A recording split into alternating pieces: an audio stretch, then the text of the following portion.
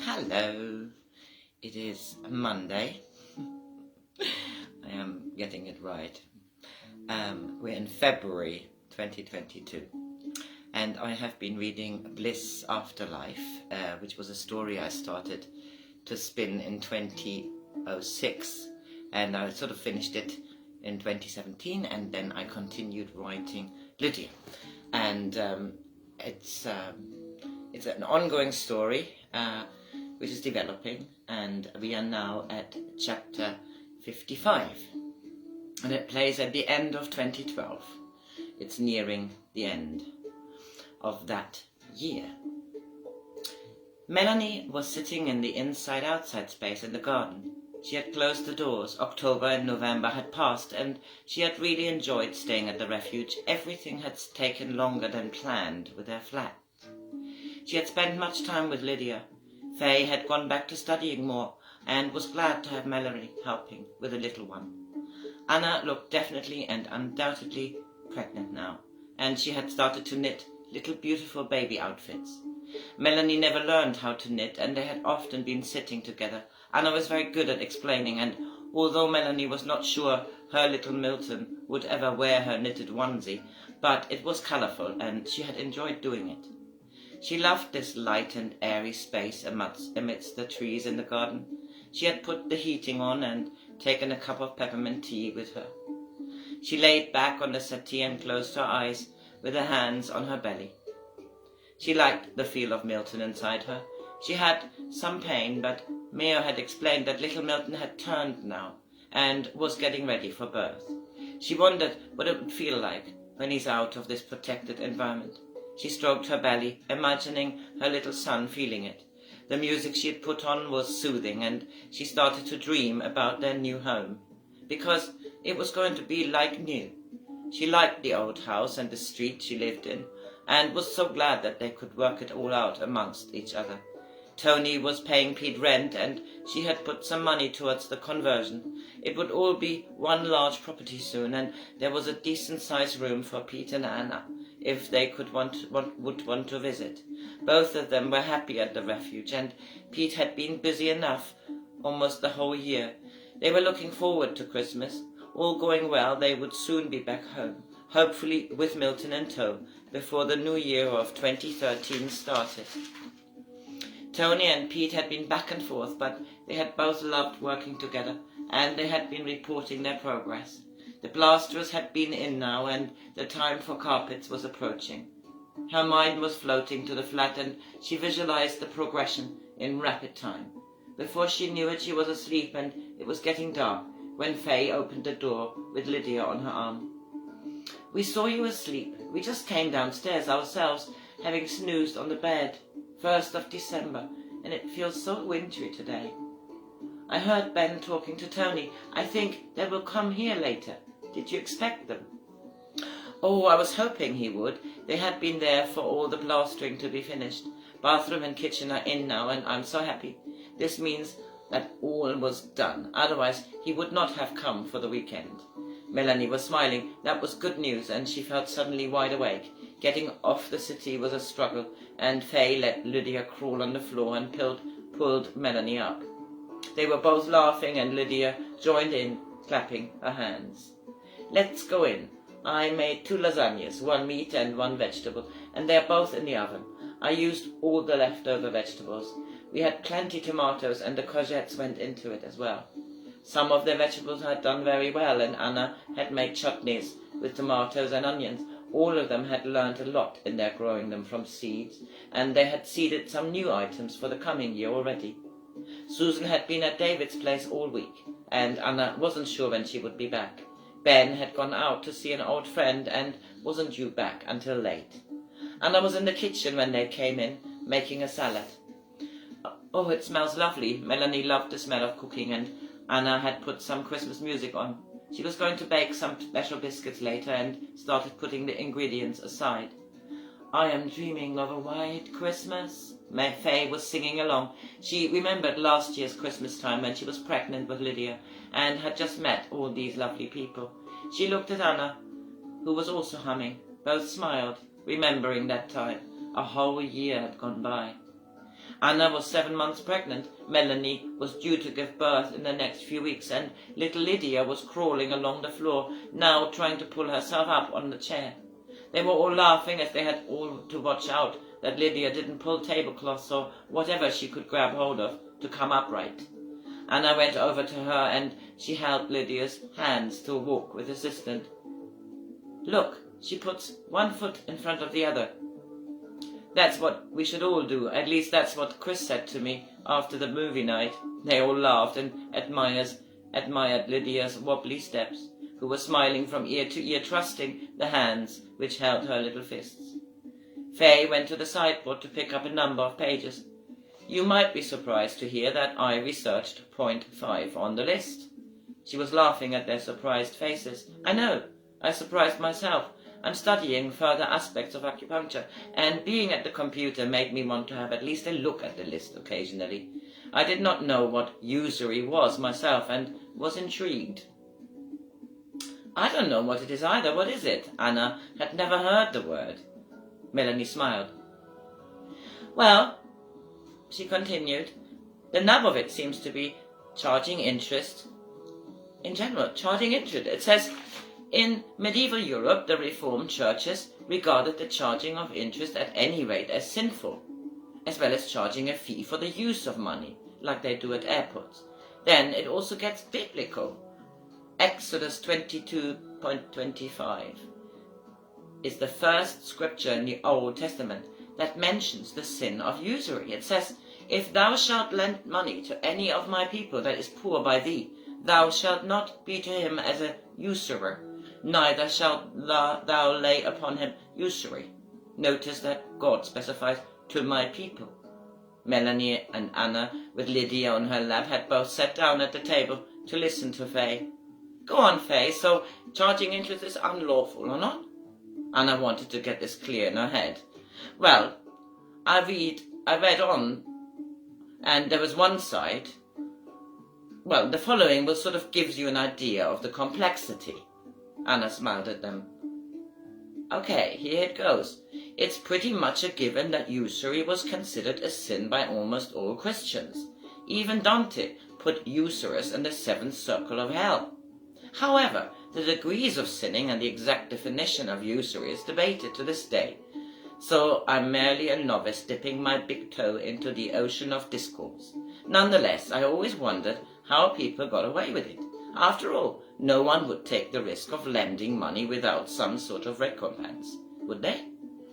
Since medieval Christians were forbidden to practice usury, it fell upon the Jews to engage in this unsavory profession, as long as they didn't lend to other Jews. After all, in England, Jews were not allowed traditional trades. They were marginalized into socially inferior professions, like tax or rent collection or money changing. Unfortunately for them, their practice made the Jewish moneylenders the first victim whenever it was convenient for those in authority, or mobs, to rid themselves of their pesky creditors. Again and again we hear tales of their murder, arrest, torture, or expulsion, and I wonder how that behavior could possibly encourage the next generation to continue lending. But in this article, I'm interested in how the Crown got its loans. After all, war was an expensive business, and the taxes approved by Parliament took months to collect. And they usually didn't cover all the bills. In fact, it is widely believed that Edward III was responsible for giving Parliament the idea they could force their agenda on the king in exchange for the next round of taxes. First one, then the other. My research tells me that the money needed by the king was borrowed in advance, with the provision that the lenders would be paid off with the proceeds from the next tax collection, or sometimes on the customs of the ports. Faye looked at Anna and Melanie. You know that I have some insight, and I know that usury is interest. But if I'm honest, I do not really understand this complex point either, despite my insight. Melanie was frowning. When I bought the flat, I was glad to have the money from my parents' legacy. But I looked at various flats and also into maybe borrowing some money. But the whole business with the fluctuating interest rates and mortgage matters really scared me. I bought that flat because it was really reasonable and within my budget. Imagine if I had not bought it. She looked around, smiling at everybody. Lydia was stretching her arms out to her, and she was happy to take her on her lap, although there was not much space. "I cannot tell you how glad I am to live here." Anna felt a wave of gratitude. "Apart from my sorry story of getting to England, I feel so fortunate that I ended up here. And it has been so lovely to have you here, Melanie, escaping the dust and upheaval, getting ready for little Milton, and me getting ready for little Jacob." She stroked her belly. "We've had a lovely 2012, all in all, haven't we?" "Yes, and it's not over. I'm expecting a big event soon." Melanie got up with Lydia and swayed to the Christmas music in the kitchen. "One baby inside and another outside. Let's eat. I'm really hungry. Shall I get the little high chair for Lydia?" Anna's mobile was ringing, and Pete announced that they would take off now and expect to be at the Refuge by 8 p.m. There was enough food to feed all of them, and Anna was glad they had made 2 large dishes. "Let us eat now. I shall put Lydia to bed, and afterwards we can relax. There will be a lot to talk about when the guys arrive." Chapter 56. Late at the Refuge, December the 1st, 2012. Peter and Tony arrived just after 8, and Ben was back 5 minutes after them. They had all eaten, and Faye had gone to bed with Lydia.